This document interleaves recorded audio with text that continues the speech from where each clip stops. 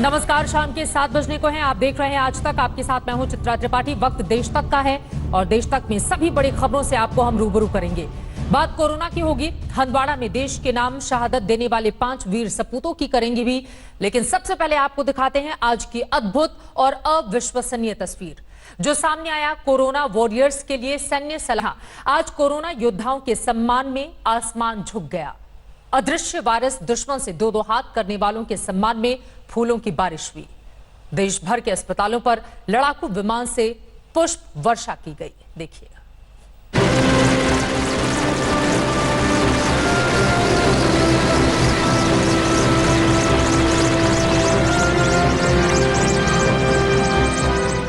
आसमान में गड़गड़ाते लड़ाकू विमान,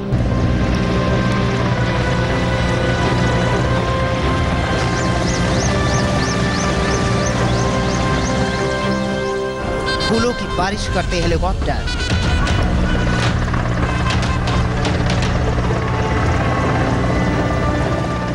और आभार जताते जिंदगी बचाने वाले।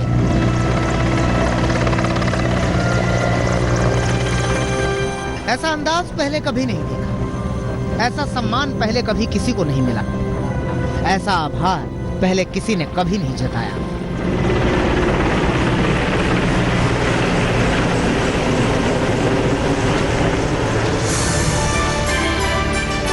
कोरोना कर्मवीरों के सम्मान में आज आसमान झुक गया।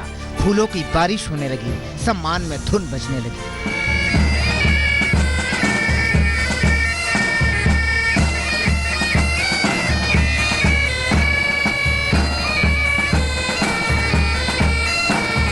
और तो और बादल भी कोरोना वॉरियर्स के सम्मान में बरस पड़े।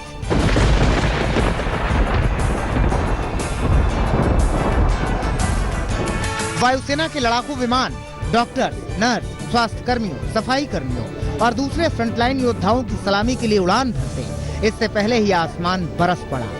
बारिश और बादल के कारण फ्लाई पास्ट को घंटे भर के लिए टालना पड़ा। बादल छंटे तो आसमान में अद्भुत नजारा दिखने लगा। उत्तर से दक्षिण और पूर्व से पश्चिम हर तरफ वायुसेना के विमान अस्पतालों पर पुष्प वर्षा करने लगे।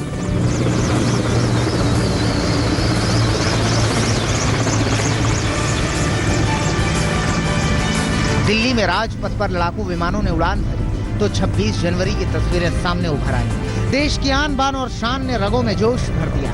बस फर्क इतना था कि इस बार राजपथ खाली था।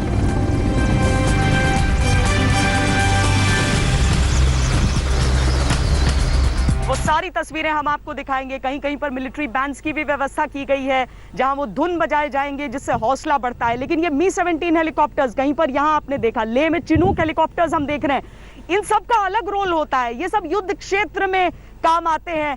यहाँ तक कि ये जो मी-17 है, ये तो हम देखते हैं कि जब सर्जिकल स्ट्राइक जैसे ऑपरेशंस होते हैं तो दुश्मन की टेरिटरी में ये ट्रूप्स को उतारने के भी काम आते हैं। लेकिन आज ये फूल बरसा रहे हैं। आज ये फूल बरसा रहे हैं उन सभी कर्मवीरों पर जो कोरोना के इस संकट काल में भी लगातार लड़ रहे हैं, जूझ रहे हैं।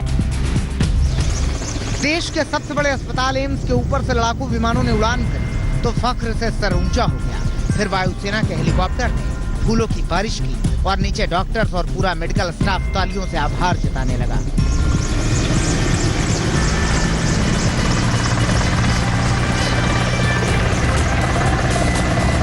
लॉकडाउन एनफोर्समेंट के लिए बहुत मुश्किल परिस्थितियों से जूझ रही है और इसीलिए चाहे वो आरएएफ हो, चाहे वो पुलिस हो, चाहे वो डॉक्टर्स हो, स्वास्थ्य कर्मी हो, अपने मन के भय को, अपने निजी स्वार्थ, अपनी सेहत, अपनी कामना, अपनी सुरक्षा को वो तौक पर रखकर दूसरों की जान बचाने के लिए निकल रहे हैं। और इसीलिए आज सेना निकली है ताकि हम सब मिलकर एक देश के तौर पर सम्मान कर सकें और ये बता सकें कि आपकी सेवा याद है और हमेशा रहेगी इस देश को और हम उसका सम्मान करें।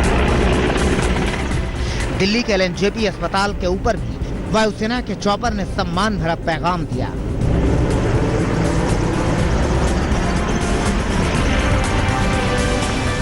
आसमान से फूलों की वर्षा हो रही थी और नीचे इस सम्मान से डॉक्टर्स का हौसला 7वें आसमान पर पहुंच रहा था। श्वेता सिंह और अंजना ओम कश्यप के साथ आज तक ब्यूरो। जोश जज्बा बढ़ाने के लिए ये सम्मान तस्वीरें आपने देखा। वहीं पूरा देश कोरोना के संकट से जूझ रहा है। ऐसे में कोरोना संक्रमितों की मदद में जुटे हुए कोरोना वॉरियर्स की हौसला अफजाई के लिए आज तीनों सेनाओं ने कोरोना वॉरियर्स के सम्मान में फूल बरसाए। ये अलग अलग हिस्सों की तस्वीरें हम आपको दिखा रहे हैं। आपको देश के 10 बड़े शहरों की तस्वीरें दिखाते हैं। मुंबई, लखनऊ, बेंगलुरु, पटना, चेन्नई, ऐसी 10 तस्वीरें जो अपने आप में बताने के लिए काफी हैं कि आज किस तरह की हौसला अफजाई हमारी सेना के जवानों की ओर से की गई है। फ्रंट लाइन वॉरियर्स जो डॉक्टर्स हैं, जो स्वास्थ्य कर्मी हैं, जो नर्सेज हैं, उनके लिए फूल अलग अलग अस्पताल पर कैसे बरसाए गए, उसी का जीता जागता सबूत ये तस्वीरें जो ये बताने के लिए काफी है कि मुश्किल के इस वक्त में पूरा देश आज कैसे एक साथ खड़ा हुआ है। कोरोना हारे, देश जीते, इसी संकल्प के साथ।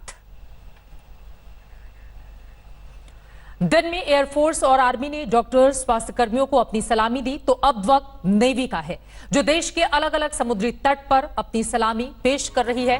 तस्वीरें कराईकल की हैं जो इस वक्त आप टीवी स्क्रीन पर देख रहे हैं और ये तस्वीरें उन स्वास्थ्य कर्मियों के लिए हैं, देश के उन डॉक्टर्स के लिए हैं जो लगातार लगे हुए हैं, डटे हुए हैं। आपको बता दें कि हिंदुस्तान में कुल डॉक्टर्स की तादाद तकरीबन 20 लाख के आसपास है और इस वक्त सब कुछ भूलकर अपनी जान की परवाह किए बिना सारे के सारे डॉक्टर्स अपने परिवार से अलग कोरोना संक्रमित मरीजों को ठीक करने में लगे हुए हैं। और उन्हीं डॉक्टर्स के लिए, उन्हीं स्वास्थ्य कर्मियों के लिए, उन्हीं नर्स के लिए आप देखें इंडियन नेवी की ओर से किस तरह से उन्हें सलामी दी जा रही है, उनकी हौसला अफजाई की जा रही है इन तस्वीरों के जरिए। इंडियन कोस्ट गार्ड की ये तस्वीरें जो इस वक्त कराईकल की आपकी टीवी स्क्रीन पर हैं।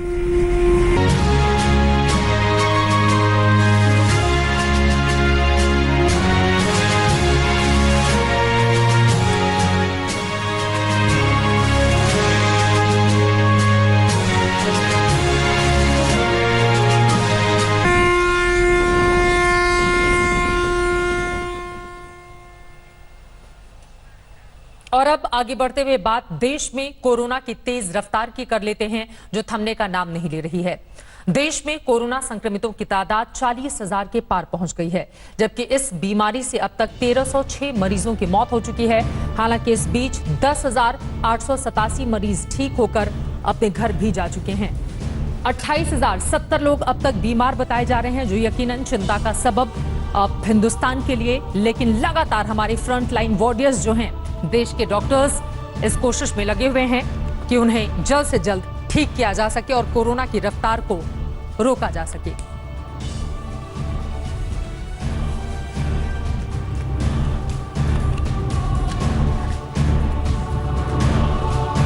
देश भर में कोरोना संक्रमितों की तादाद 40,000 के पार पहुंच गई है और आपको यह भी बता दें कि आज लॉकडाउन का 40वां दिन है और कल से लॉकडाउन 3.0 की शुरुआत होने जा रही है।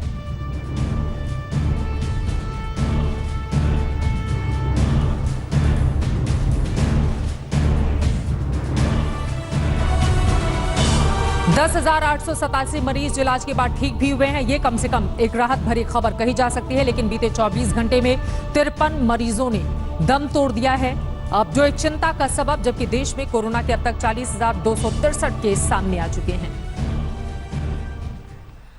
और अब आगे बढ़ते हुए आपको हम दिखा देते हैं कि राज्यों के हिसाब से अगर हम बात करें तो इस वक्त स्थिति कहां पर जाकर ठहरती है। सबसे ज्यादा परेशानी इस वक्त महाराष्ट्र के लिए। महाराष्ट्र में 12,229 संक्रमित हैं, अब तक का ये आंकड़ा है, जबकि 521 लोगों की जान गई है और ये सिर्फ एक ही राज्य महाराष्ट्र का है। उद्धव सरकार के लिए ये आंकड़े यकीनन चिंता का सबब इस वक्त भी बने हुए हैं।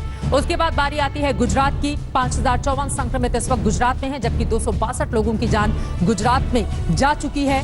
कोरोना संक्रमण का ये दायरा जो बढ़ता हुआ एक राज्य से दूसरे राज्य, उसके बाद बारी आ जाती है राजधानी दिल्ली की। दिल्ली में 4,122 लोग अब तक कोरोना से संक्रमित हैं, पॉजिटिव हैं। राजस्थान 2,770 संक्रमित हैं, 65 लोगों की जान गई है राजस्थान के भी कुछ ऐसे हिस्से जो सबसे ज्यादा प्रभावित बताए जा रहे हैं, जबकि भीलवाड़ा मॉडल को अपनाकर राजस्थान ने इस पर कंट्रोल करने की कोशिश भी की। मध्य प्रदेश 2,846 संक्रमित हैं, 151 लोगों की जान मध्य प्रदेश में गई है। देश का दिल कहा जाता है मध्य प्रदेश, लेकिन वहां के भी आंकड़े अपने आप में शिवराज सरकार की के लिए बड़ी चुनौतियां खड़ी करते हैं। जबकि उत्तर प्रदेश 2487 संक्रमित इस वक्त यूपी में है, 43 लोगों की जान चली गई है।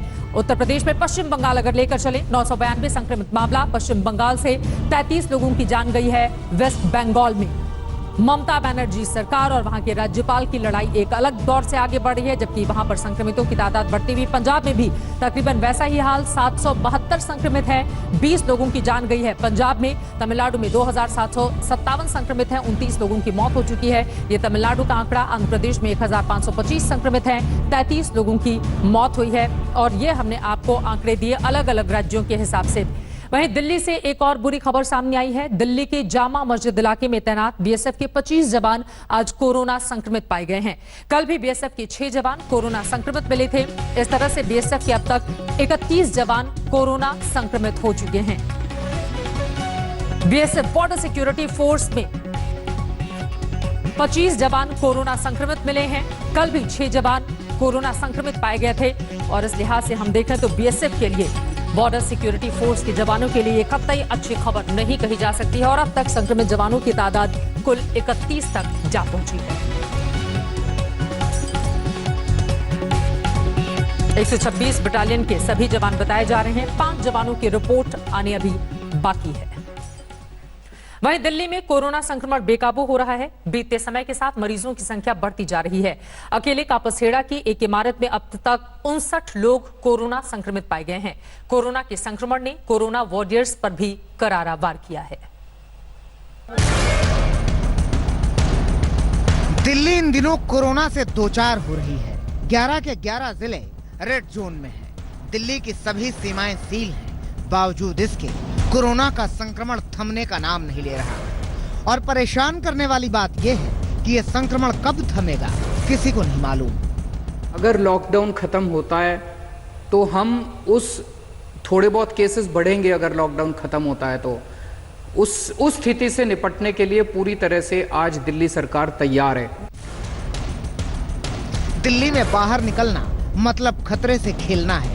लोगों की मदद करने वाले सीआरपीएफ के 144 जवान भी कोरोना संक्रमित हुए हैं। सीआरपीएफ के हेडक्वार्टर में भी कोरोना संक्रमित कर्मचारी मिलने के बाद बिल्डिंग को सील कर दिया गया है।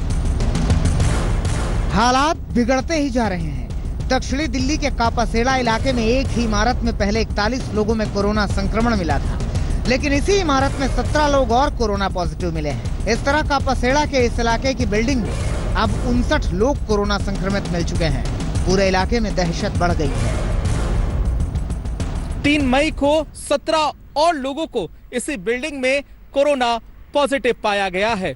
इससे पहले 20 और 21 अप्रैल को 175 लोगों के सैंपल नोएडा की एक लैब में भेजे गए थे। एक लंबे वक्त के बाद ये रिपोर्ट सामने आई और अब जब कोरोना पॉजिटिव मामलों की संख्या बढ़ रही है तो ये कहीं ना कहीं बेहद ही चौंकाने वाला है।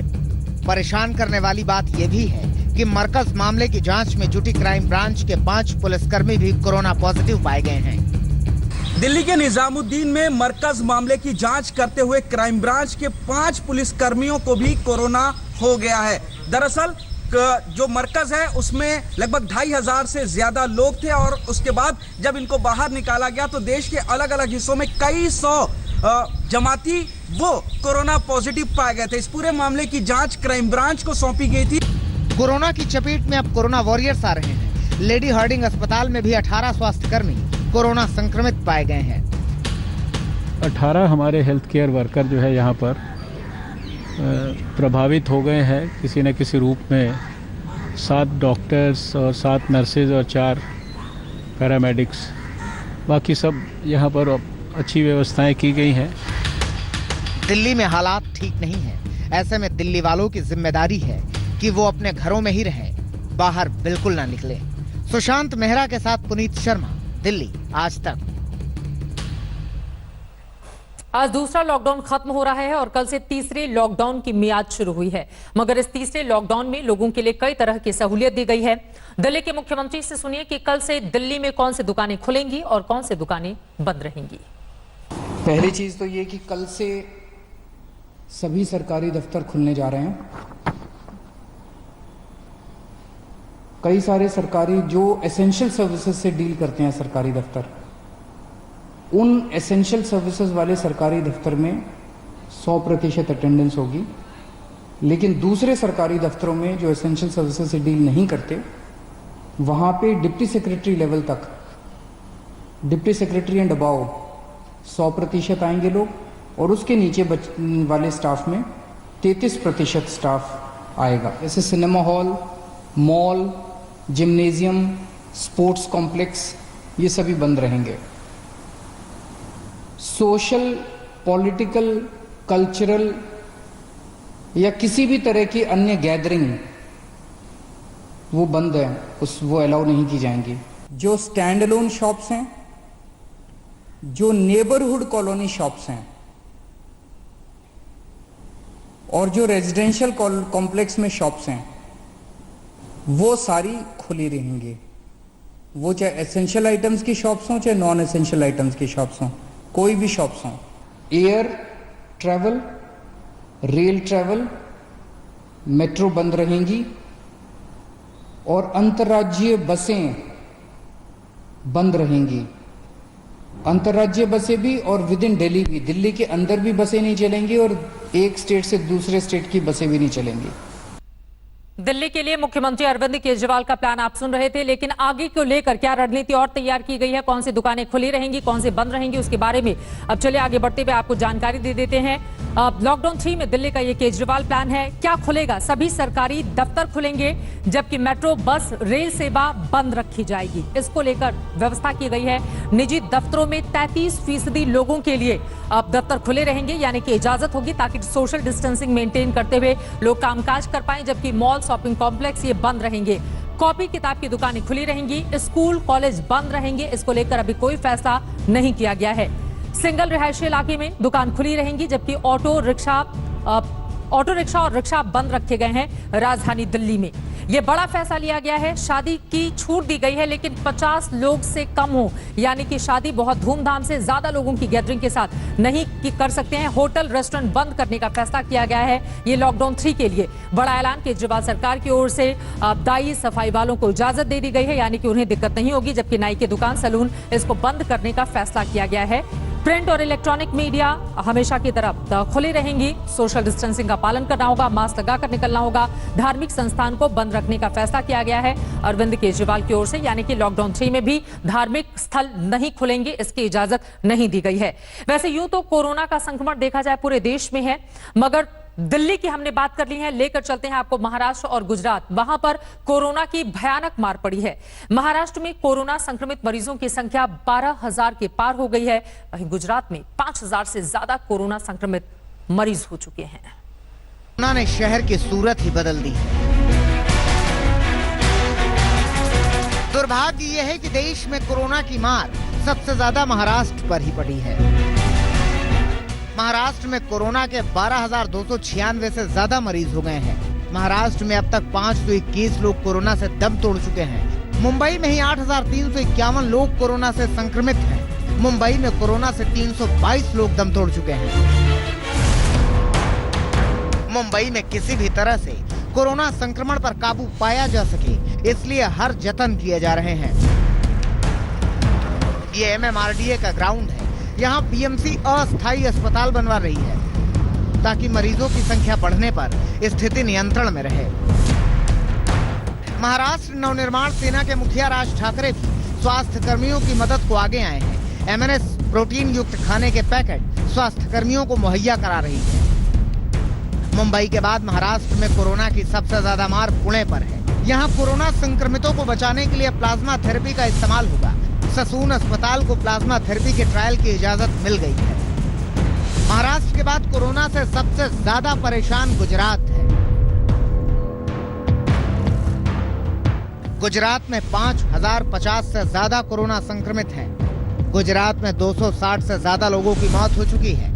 अकेले अहमदाबाद में 3,500 से ज्यादा संक्रमित हो चुके हैं। अहमदाबाद में कोरोना से अब तक 185 लोगों की जान जा चुकी है। समझना आसान है कि दोनों राज्यों में कोरोना का संकट बड़ा है, इसलिए बहुत जरूरी है कि आप अपने घरों में ही रहें। अहमदाबाद से गोपी घांगर के साथ आज तक ब्यूरो। और अब दूसरे राज्यों में फंसे मजदूर और छात्रों की खबरें आप तक पहुंचाते हैं। अलग अलग राज्यों से स्पेशल ट्रेन के लगातार चलने से प्रवासी मजदूरों और छात्रों को भारी मदद पहुंची है। ट्रेन से कोटा से निकले छात्र रांची पहुंच भी गए हैं। वहीं कोटा से छात्रों को लेकर एक ट्रेन पटना के लिए भी रवाना हुई है। दूसरी तरफ कई ट्रेन मजदूरों को उनके गृह राज्यों तक पहुंचाने के सफर में निकल चुकी है।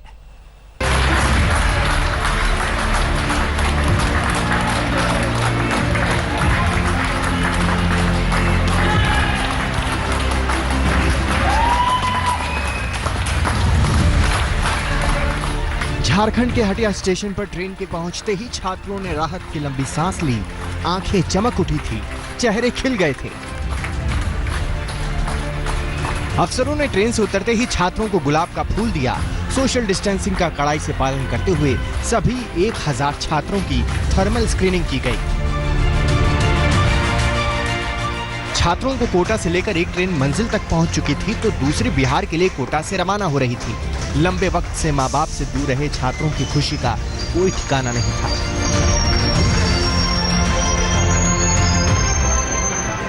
(847) मजदूरों को लेकर नासिक से चली श्रमिक एक्सप्रेस लखनऊ पहुंची। रेलवे स्टेशन में ही सभी का मेडिकल चेकअप किया गया। स्कैनिंग के बाद मजदूरों को भोजन का पैकेट मुहैया कराया गया। लखनऊ से अब लोगों को उनके गृह जिले भेजा जाएगा, लेकिन वो घर 14 दिनों तक क्वारंटीन में रहने के बाद ही भेजे जाएंगे। के लिए देखिए यूपीएसआरटीसी की तरफ से बसों की व्यवस्था की गई। पहले से हम लोगों ने रूट चेकआउट कर लिया था, किस रूट पे कितने लोग जाने हैं, उस हिसाब से उतनी बसें लगाई गई हैं। उनके लिए फ्लैक्सी लगाई गई है। पूरी स्टेशन की मॉपिंग की गई थी, सैनिटाइजेशन कराया गया था और जो यात्री आ रहे हैं उनको नगर निगम की तरफ से खाने की व्यवस्था की गई है। खाने के पैकेट दिया जा रहा है और उनके पानी पीने की व्यवस्था है, टॉयलेट की व्यवस्था है। देश के अलग अलग हिस्सों में फंसे हुए मजदूरों और दूसरे लोगों को उनके घर तक पहुंचाने का सिलसिला तेज हो गया है। आज महाराष्ट्र के भिवंडी से 1200 मजदूरों को लेकर ट्रेन गोरखपुर के लिए रवाना हुई। केरल से 1150 मजदूरों का जत्था विशेष ट्रेन से ओडिशा के गंजम जिले पहुंचा है। मजदूरों को लिए हुए एक स्पेशल ट्रेन कर्नाटक से ओडिशा के लिए रवाना हो चुकी है। 1200 मजदूरों को लेकर सूरत से ट्रेन ओडिशा के लिए निकल चुकी है। वहीं साबरमती से कानपुर के लिए निकली स्पेशल ट्रेन 1200 प्रवासी मजदूरों को लेकर पहुंच चुकी है।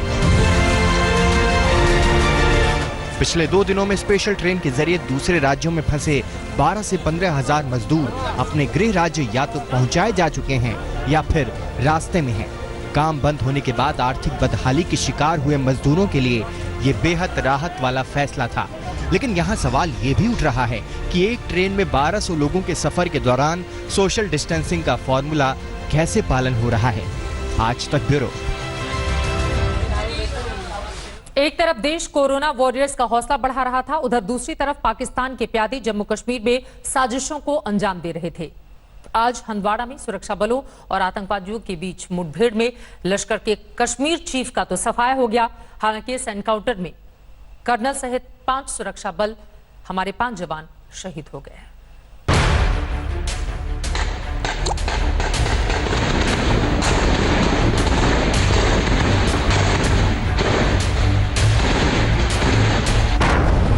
हंदवाड़ा एनकाउंटर में लश्कर तैयबा के कश्मीर चीफ हैदर का सफाया हो गया।